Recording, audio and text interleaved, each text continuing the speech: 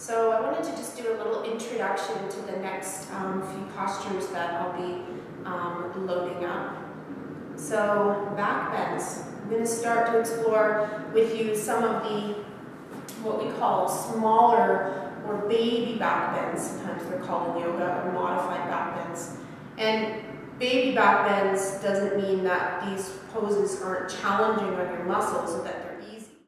It just means that the actual curve in your back isn't a big curve in your back. There's a smaller amount of bending in the back. But you will definitely feel effort in these postures, and in fact they're really good for strengthening the back. And before we get into any of those back bends in specific, I just wanted to take a moment to talk a little bit about back bends. Unless you have been a gymnast or a dancer or a yogi or in Cirque du Soleil or something, you probably haven't spent a lot of your time in back bends. And our spine is meant to move forward or roll forward, and it's also meant to move back. If we don't do both of these actions on a regular basis, back bending, forward bending, we start to lose the mobility in our lumbar. Your lumbar is the lower back, the curve there that you have in your back. We can start to lose that curve over time if we don't regularly explore both ranges of movement in our spine. And if you don't believe me, you can go and look at most senior citizens' homes, and you'll notice that they have lost their lower back curve, that the hips are pushed forward and then the shoulders kind of over round, and it in fact looks like they can't even completely anymore. Well, that's because they've lost the curve in their lower back. And so this curve in our lower back, this lumbar curve, we're meant to have that curve. It's very important for the health of our spine. And so there used to be this sort of outdated methodology with fitness trainers and yoga teachers alike, where they would tell you to tuck your tailbone by pushing your thigh bones forward so that you're softening the curve in your lower back. And that's actually since been disputed. There's a lot of studies that have gone into our spine since then, and actually they've realized now that we're supposed to have this curve in the lumbar. We also have a curve in the upper back and in through the neck, and so we have to keep those three curves of our spine as we age in order to have a healthy spine. So the yogis will often say that you are as young as your spine is flexible. So if that gives you more incentive to work on the flexibility of your spine. Now there's a lot of fear surrounding back bends. Anybody who's ever had a lower back injury in their back can tend to be really fearful and sort of trepidatious about putting any kind of a curve in their lower back, even though that may not actually be what caused your injury. A lot of actually lower back injuries happen when you're bending forward.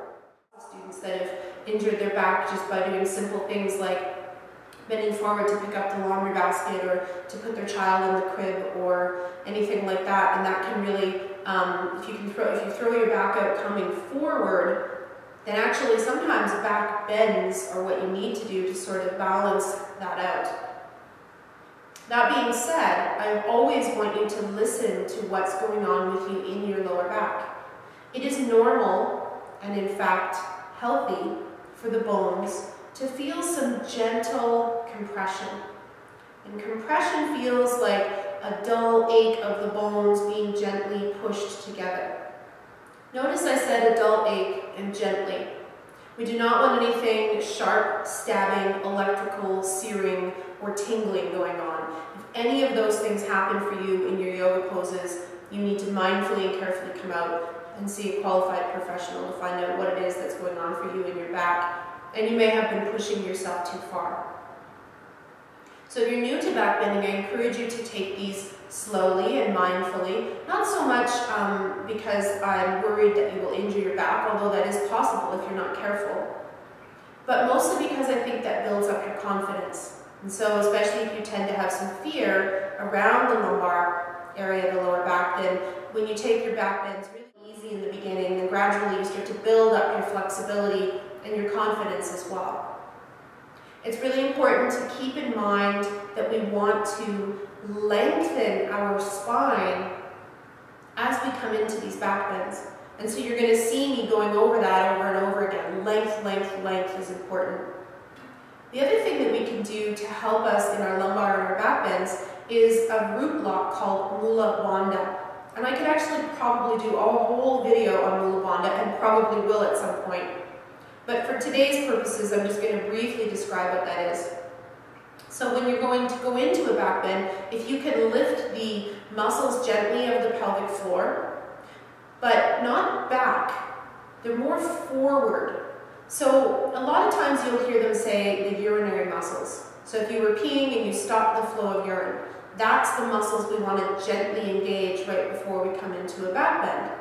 And what happens then is that the tailbone is gently hugged in towards our body from the muscles of our pelvic floor. So when you can engage that muscle, then the tailbone will gently come in without you having to manipulate your hips. So we don't want to tuck our tailbone, as they call it, unfortunately, by pushing our hips forward and rounding our back. We want to do that instead by engaging Mula Bandha. And if you can really probably feel that gently, if you can sit here even and gently engage Mula Bandha, you'll notice that those little pelvic floor muscles that wrap into the front of us will start to gently hug your tailbone.